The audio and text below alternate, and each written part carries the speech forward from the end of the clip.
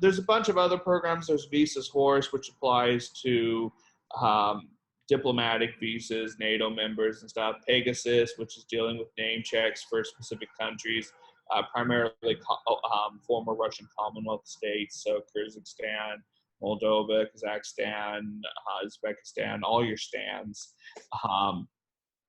Then you have BEAR, which is, again, another foreign government officials program. You have EAGLE, which is primarily looking at your former communist or currently communist states. So you're looking at Cuba, China, Vietnam, Russia, and they do include Iran in that one.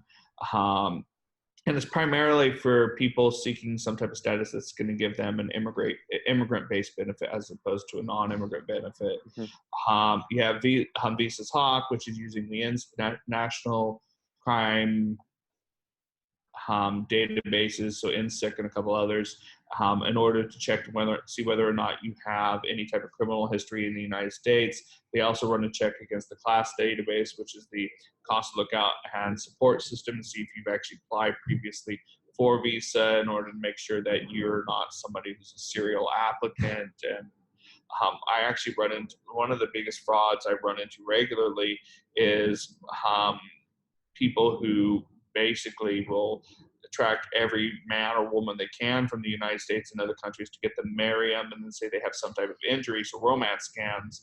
And, oh, I've been injured, look how my house has been trashed, send me more money. Mm-hmm.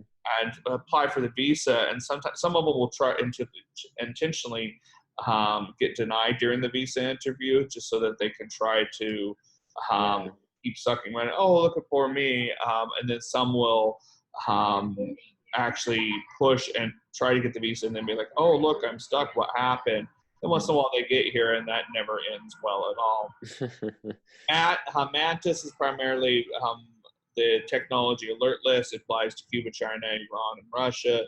And so it's where you have Iranians who are held up because they're engineers. As of the new executive order that came out yesterday, people in the mining industry in Iran are going to start getting hit by it, because they are going to now be inadmissible, because those are industries that can be used for exporting materials and supporting nuclear facilities there.